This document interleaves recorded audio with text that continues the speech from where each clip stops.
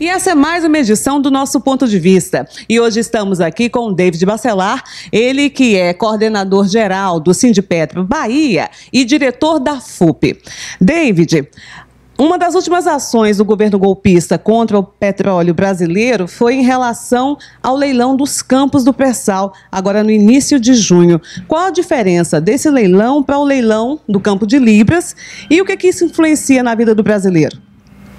Bem, Paula, além dos valores, que hoje, infelizmente, foram muito baixos, hoje esses campos, essas áreas do pré-sal, saíram com cada barril do petróleo sendo praticamente vendido a apenas 30 centavos de reais. Então, a diferença é grande para o leilão que houve na época com o gigantesco Campo de Libra, o qual nós também fomos contrários, inclusive fizemos um grande acampamento aqui em Brasília durante 20 e poucos dias, exigindo que aquele leilão ele não ocorresse por se tratar de uma área estratégica que era o Campo de Libra. Além disso, da questão do valor, que foi muito mais baixo, nós temos uma mudança grande no marco regulatório do petróleo a respeito do conteúdo local. Infelizmente, esse governo ilegítimo que aí está, e através da ajuda do parlamento também corrupto, que com certeza recebeu rios de dinheiro das petrolíferas para aprovar uma mudança gritante como essa, nós tivemos uma redução da exigência de conteúdo local para as petrolíferas que atuem aqui dentro do Brasil, seja a Petrobras ou outras. Então, nós tínhamos em média a exigência de 65% de conteúdo local, ou seja, tecnologia, mão de obra, engenharia, teria que ser tudo brasileira para desenvolvimento de pesquisas, para construção de sondas, plataformas, navios. Hoje, isso reduziu para, em média, 18%. Então, uma redução muito brusca, onde essas petrolíferas que arremataram aí essas áreas do pré-sal, e estamos falando de gigantes internacionais como a ExxonMobil, como a Shell e como a Statoil da Noruega, elas não terão a exigência de desenvolverem gerarem emprego, gerarem renda aqui no Brasil. Então, sondas, navios, plataformas, os empreendimentos que aqui estarão levando o petróleo do Brasil para outros países, também estarão colocando essas riquezas, a geração de emprego e renda, em outras nações. Não será mais obrigado termos a construção, como tínhamos até o governo Dilma, de construir navios, sondas, plataformas aqui no Brasil, nos estaleiros que temos aqui no país. Essa é uma das grandes mudanças e que nos causa muitas preocupações. Tanto que todo o projeto de Libra, a maior parte dele, ou seja, em torno de 65%, é de construção nacional, de tecnologia nacional, de engenharia nacional. Esses outros que virão, provavelmente daqui a 10 anos estarão produzindo, se iniciarem as pesquisas, nós não teremos esse fomento para a economia brasileira, mas sim para a economia dos países dessas petrolíferas. David, o que o golpista Michel Temer mais quer é privatizar a Petrobras. Como que a gente pode fazer para esclarecer o público? Porque as pessoas elas não estão compreendendo a gravidade disso. Essa é uma excelente pergunta, Paula, porque o processo de privatização de qualquer estatal, principalmente da Petrobras, ele traz danos avassaladores para o país e para a própria população. Por sinal, nesses dias, estava aqui participando em Brasília de um debate junto com outras categorias, companheiros e companheiras que são de sindicatos filiados à Federação Nacional dos Urbanitários. Então, eletricitários, trabalhadores e trabalhadoras de saneamento, água, esgoto, discutindo a importância de termos setores estratégicos como esses e também do petróleo e gás sendo controlados pelo Estado brasileiro. Então, esse já é o nosso trabalho. Nós temos tentado dialogar com a sociedade brasileira sobre a importância da Petrobras para o próprio país, para o próprio povo brasileiro. Lembrando que a própria constituição dela se deu a partir de uma iniciativa popular, de uma pressão popular que fez com que o Getúlio Vargas, em 53, criasse e constituísse a Petrobras. e diversas manifestações populares garantiram que a Petrobras ela se tornasse o que ela é hoje, uma gigante empresa de energia que concorre até com outras de diversos países. Mas mesmo assim, é verdade, uma parcela da população não entende bem o porquê dessa empresa ela não ser privatizada. Então esse é um trabalho que temos feito e começamos a fazer isso com maior força e eficácia até, na greve que tivemos agora de 72 horas, onde nós juntamos com a greve dos caminhoneiros e a partir dali começamos a falar com a sociedade brasileira sobre essa política de preços que a nova gestão da empresa está implementando. Política de preços que está fazendo com que a gasolina, o diesel, o gás de cozinha, por exemplo, subam praticamente todos os dias. Então, algo que a gente está deixando claro para a sociedade brasileira como um todo é que somente com a mudança da política de preço, que é o início do processo de privatização, para facilitar que outros investidores venham e comprem ativos da Petrobras, nós já temos tido esses aumentos abusivos dos preços de derivados, todos eles, do petróleo. Imaginemos, então, se a Petrobras ela for privatizada. Toda e qualquer empresa privada ela vai querer minimizar seus custos, principalmente através dos trabalhadores, com demissões em massa, como já estão acontecendo, infelizmente, e isso aumenta muito mais se for na iniciativa privada, e com a maximização dos seus lucros. E isso vai parar onde? Vai parar no cidadão, na cidadã, que paga literalmente a conta a partir dos produtos do sistema Petrobras que chegam aí para a população brasileira.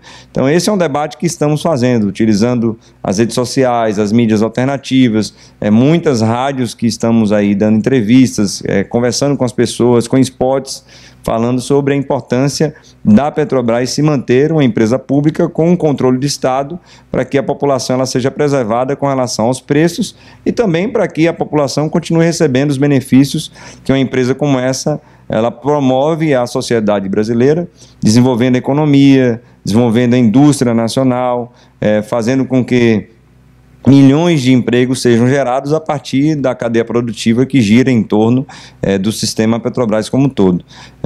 Isso é o que nós estamos fazendo já há algum tempo, na verdade, desde 2015, e intensificando isso mais agora, a partir da greve de 3 dias que fizemos, e que vai culminar aí na greve por tempo indeterminado que faremos e que está aprovada pela categoria petroleira.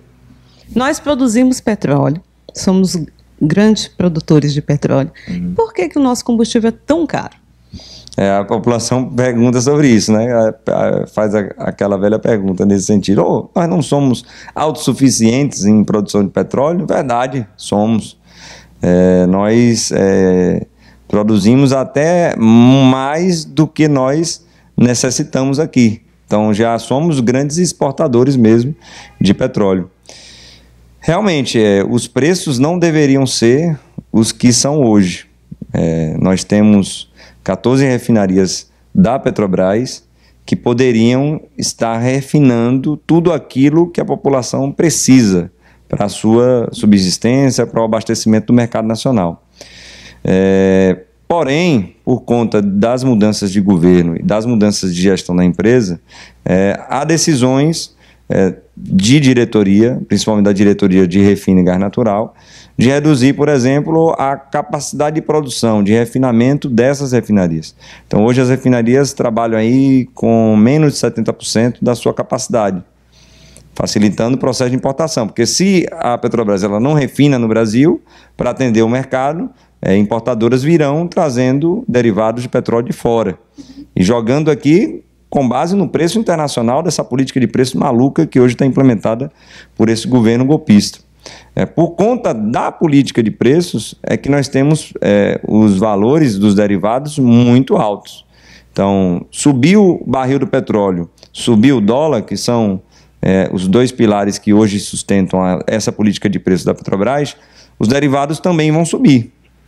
Então, a gasolina hoje, por exemplo, que tem seu litro a quase R$5 ou a mais de R$5 em alguns estados, vai subir ainda mais se essa política de preço for mantida, porque nós temos conflitos no Oriente Médio, nós temos uma instabilidade política na Venezuela, apesar do Maduro ter sido eleito democraticamente.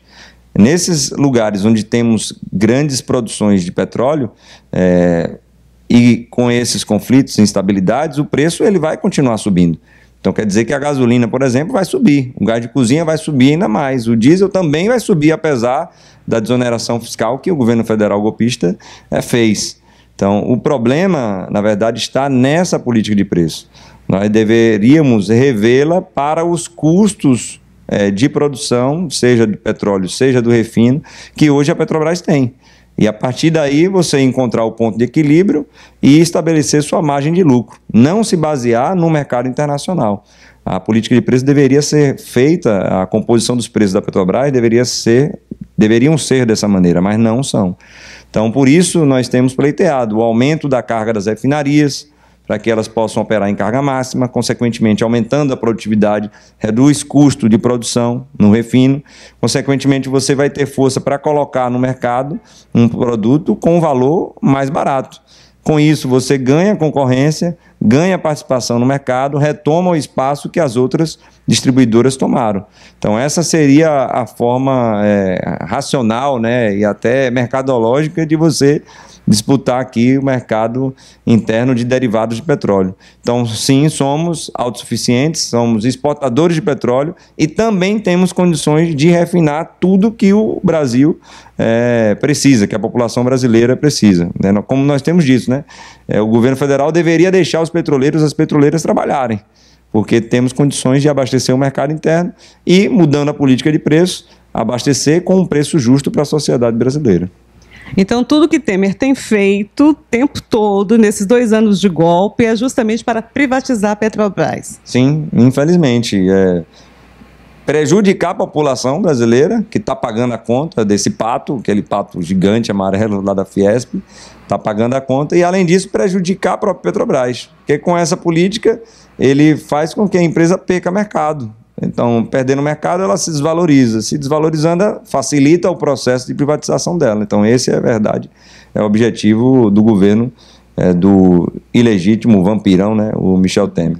E no dia 30 de maio, a CUT, as outras centrais, os movimentos populares fizeram o Dia Nacional em Defesa da Petrobras, pedindo a mudança da política de preços e pedindo a saída de Parente. Em seguida, ele saiu. O que se deu essa saída? Foi a pressão popular? Sem dúvida, sem dúvida. O movimento sindical, principalmente o movimento sindical petroleiro, pautou isso na greve, né? Um dos objetivos da greve eram justamente esses dois. Alguns dos objetivos da greve eram justamente esses dois. A redução dos combustíveis, ou seja, o gás de cozinha, diesel, gasolina e outros, ou seja, a mudança da política de preços dessa gestão da Petrobras e a saída do Pedro Parente. E devido à pressão popular que havia, a correção de rumo no discurso, que a narrativa a gente conseguiu construir junto à sociedade, de que o problema não era a tributação, que o governo queria zerar a CID, o PIS, o COFINS. O problema é ainda, né, a política de preços que a nova gestão da empresa está aplicando. Então isso começou a ganhar peso e pressão interna dentro do próprio governo, onde nem eles mais estavam se entendendo. Eu vi uma declaração aqui do Cássio Cunha Lima, é tucano também, lembrando que quem botou o Serra lá foi o outro tucano, que foi o parente lá, foi um outro tucano, que foi o Zé Serra. Então nem eles mais estavam se entendendo, a pressão estava tão interna a partir da sociedade, interna no governo, que nem a direita se entendeu e cobraram a cabeça do Pedro Parente. Por conta disso mesmo, da pressão social, por isso que vale a pena a gente ir às ruas, vale a pena a gente protestar, vale a pena a gente fazer greves, porque isso pressiona, seja o governo, seja os patrões. E deu certo, o Pedro Parente caiu. Agora, deixando muito claro, isso não resolve, porque o que precisa ser feito é mudar a política de preço. O Parente saiu, entrou o Ivan Monteiro, que já era diretor financeiro da empresa. A política de preços eles ainda não alteraram. Há sinalizações de que irão alterar, mas ainda não fizeram isso. Então precisamos continuar com a pressão social para que a política de preços ela mude por completo. Resolveram parcialmente, por conta das tributações, que não seriam a solução adequada, a questão do diesel, mas gasolina e gás de cozinha e outros continuarão subindo diariamente ou com a periodicidade que foi estabelecida, mas acompanhando sempre a paridade do preço do barril de petróleo no mercado internacional. Apesar da saída do Pedro Parente não garantir a mudança da política de preços, porque o Ivan Monteiro está continuando, Somente isso, retirar, exonerar o Pedro Parente, cobrarem a cabeça dele e isso ter sido executado, cumprido, e foi, ele saiu, ele vazou, como disse o companheiro Zé Maria, vaza Pedro Parente, que aqui não é seu lugar. Isso já é uma sinalização para o capital internacional e seus investidores que querem comprar ativos da Petrobras aqui. Uma sinalização para eles de que não vai ser tão fácil assim, porque a população ela não é a favor, as pesquisas mostram isso, 61% da população brasileira não concorda com a privatização da Petrobras e não concorda com o fato de sempre o povo brasileiro pagar a conta. E privatizando, essa conta vai ser ainda mais alta a ser paga. Então essa foi uma sinalização boa. A retirada do Pedro Parente nos ajuda a desarticular os investidores que querem aqui comprar as empresas do sistema Petrobras. E no final de maio, os petroleiros começaram a greve de 72 horas. E no primeiro dia ainda da mobilização, o Supremo Tribunal do Trabalho exigiu que vocês terminassem o movimento paredista sob pena de uma multa milionária, né? E isso não foi imputado aos caminhoneiros quando eles estavam na mesma situação, pelo menos não enquanto os empresários faziam parte do movimento, né? Ali da categoria. Ambas as categorias estavam exigindo a redução do valor dos combustíveis. Por que essa diferenciação no tratamento do Supremo? É interessante questionar isso sempre. Porque, por exemplo, os magistrados recentemente ameaçaram fazer uma greve por conta do auxílio moradia deles. E, por sinal, receberam. Retroativo desse auxílio moradia, que em alguns casos isso deu uma conta de mais de R$400 mil por cabeça, por juiz. Aí esses mesmos magistrados, e aqui não vamos generalizar, nós não podemos fazer isso, nominando a ministra Calcin, do TST, ela, antes da greve acontecer, que isso é algo inusitado na história desse país, antes da greve acontecer, a ministra Calcin diz que a greve é abusiva ou ilegal, sem a greve nem acontecer. Então, antes da greve acontecer, ela diz que essa greve, que ainda não existe, ela é abusiva e ilegal. Inicialmente com a multa diária de R$500 mil. Nossa. Virando o dia, que foi o início da greve, já no dia 30 pela manhã, ela majora a multa de R$500 mil para R$2 milhões por dia por entidade sindical. Uma excrescência. Nenhum magistrado sério que entende e julga na Justiça do Trabalho vai concordar com uma coisa dessa.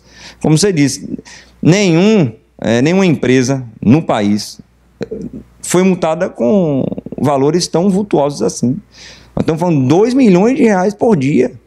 A gente tem vários processos, por exemplo, contra a Petrobras, Transpetro e outras empresas do setor privado, até mesmo de petróleo. Nenhum juiz na Justiça do Trabalho no Brasil inteiro deu multas tão vultuosas como essa, para nenhuma empresa, que tem um capital financeiro gigantesco. Petrobras, que, sei lá, fatura mais de R$300 bilhões por ano, nunca recebeu uma multa dessa. Aí um sindicato, que óbvio não tem uma arrecadação dessa, recebe uma multa de R$2 milhões por dia.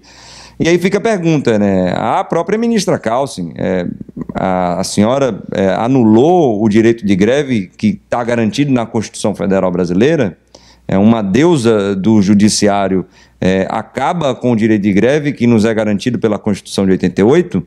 Fica a pergunta, e a pergunta ela vai para os outros ministros também, porque isso, obviamente, a gente vai contestar. A gente já fez denúncia, a CUT e a FUP já denunciaram ao OIT essa atitude antissindical da ministra Calcin. Então vamos ver como é que os outros ministros vão se posicionar com relação a essa questão de multar de uma forma tão avassaladora. E não é só a multa, Paula. O problema é que não é só a multa. Além da multa, tem a criminalização do movimento sindical, porque ela diz que, além de multar, ela vai acionar a Polícia Federal para investigar os dirigentes sindicais por desobediência de decisão judicial.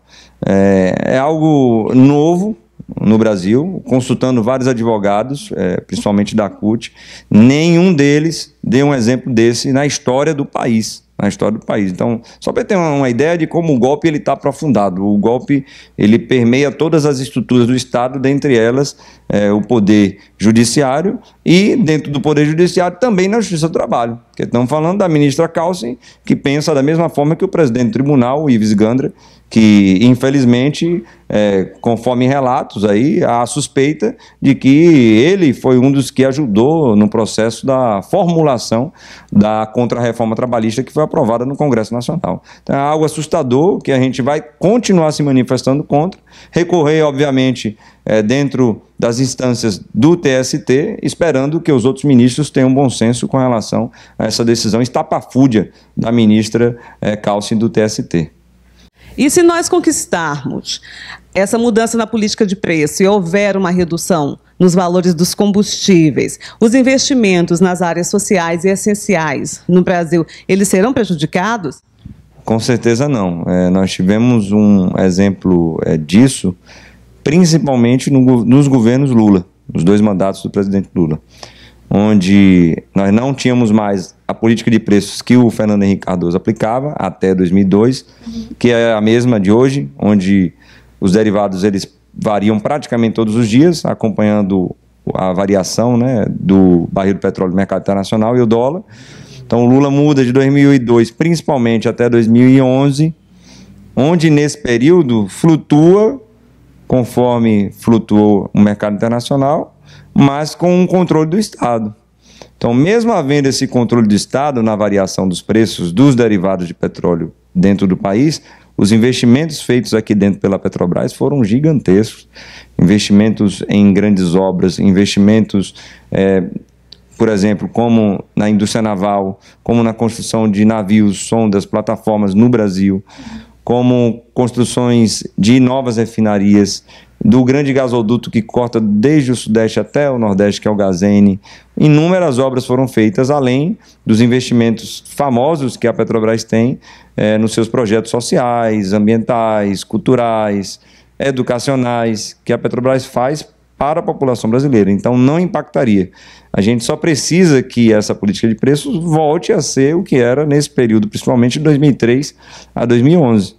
Então, não teríamos redução alguma desses investimentos em áreas sociais que a Petrobras fazia e hoje não faz mais, justamente por conta dessa política de preços que prejudica a população e prejudica a própria empresa, que está perdendo o mercado para outras empresas petrolíferas, principalmente distribuidoras de combustíveis aqui no Brasil.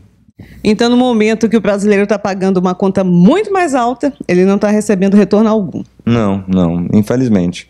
Porque quando o brasileiro paga essa conta alta e a Petrobras perde participação no mercado, a caixa registradora da empresa, a gente brinca dizendo isso, que é a BR Distribuidora, que é quem pega os produtos de maior valor agregado da Petrobras e vende para o mercado consumidor. Essa empresa ela vai deixar de arrecadar mais, consequentemente a Petrobras, o sistema Petrobras deixa de arrecadar mais. E aí deixa de investir em áreas sociais como fazia antigamente. Só que, para além disso, na verdade, o que está acontecendo hoje, o corte de investimentos, tanto em setores estratégicos pela empresa, como também nessas áreas sociais, é por conta de uma decisão política mesmo. Eles decidiram fazer com que a empresa ela tenha uma influência menor, ou seja, que ela deixe de cumprir esse papel social que ela sempre teve desde a sua Constituição em 1953. Então é uma decisão política que está fazendo com que a Petrobras ela se encolha, né? Ela deixe de ser essa empresa que é exemplo, né, para todo brasileiro, toda brasileira. E quais são as próximas atividades dos petroleiros? O que vem pela frente? Bem, o calendário ele está bem esgaçado, né, ou pesado, vamos dizer assim melhor. Nós temos aí uma série de atividades com setoriais, atos de rua, trabalho de comunicação de massa no Brasil inteiro, para a gente dialogar com a população, usando os nossos canais e também gastando os poucos recursos que temos para falar com mais pessoas. Temos assembleias sendo feitas em todo o Brasil, elegendo pessoas para um conselho de base para ajudar na greve que vai ser realizada ainda. No dia 12 de junho, semana que vem, nós temos uma reunião lá em Curitiba, o Conselho Deliberativo da FUP, que na verdade é a direção da FUP, mais os 13 sindicatos que são filiados a ela, irão se reunir no dia 12 para definir a data da greve por tempo indeterminado. Então essa data ela vai ser sinalizada ali e teremos um processo de construção dessa greve, para nós ganharmos a sociedade para o nosso lado e, mais do que isso, para nós conseguirmos convencer outras categorias que estão sofrendo também com o processo de privatização que estejam em greve conosco. Esse vai ser um trabalho que está sendo articulado aqui por dentro da CUT, por sinal, para a gente conseguir conversar com os eletricitários, com os trabalhadores e trabalhadoras dos Correios e Telégrafos, bancários, bancárias, ou seja, categorias que já estão sendo ameaçadas com esse processo de desmonte do Estado brasileiro e de privatização que, infelizmente, o Michel Temer, o vampirão, está querendo fazer para entregar para todo o nosso país a outras nações. Então esse é o calendário, está bem pesado realmente, mas dia 12 a gente deve ter uma sinalização clara à sociedade brasileira do que vai acontecer e quando vai acontecer essa greve, que entendemos que é a greve que vai barrar, sim, o processo de privatização do sistema Petrobras e mudar a política de preços da empresa, dando a possibilidade do brasileiro e da brasileira comprar os derivados de petróleo a um preço justo e a Petrobras continuando a ganhar com isso e ganhar mercado diante das outras que estão invadindo o país. Então, já que toda a população vai ser beneficiada, a gente aproveita e pede o apoio. Sem dúvida. O brasileiro e a brasileira precisa entender que essa empresa é um patrimônio não dos petroleiros e petroleiras. A empresa é patrimônio do povo brasileiro, de cada um em cada uma, que ama essa empresa, que tem as cores do nosso país e que significa muito para o nosso Brasil. Em qualquer país do mundo, esse setor ele é estratégico, petróleo, gás, energia. Então, precisamos fazer com que as pessoas compreendam isso também. E aí a sociedade toda nos ajudando nesse debate, defendendo esse patrimônio público que é nosso, isso vai ser de suma importância para nós termos sucesso na greve, que vai iniciar e a gente não sabe quando termina, porque é por prazo indeterminado. A ideia é só terminarmos, só finalizarmos a greve quando esses nossos objetivos eles forem atingidos. David, a gente te agradece a participação do programa e se coloca à disposição, viu? Eu que agradeço, Paula, aqui em nome da FUP, em nome do Sindicato Bahia, de todos os sindicatos dos petroleiros e petroleiras do Brasil, agradecendo aqui a CUT do Distrito Federal por essa oportunidade e esperamos que as pessoas possam estar curtindo, comentando, compartilhando aqui essa entrevista para ajudar a fazer com que essas informações cheguem ao máximo de pessoas através aí das redes sociais.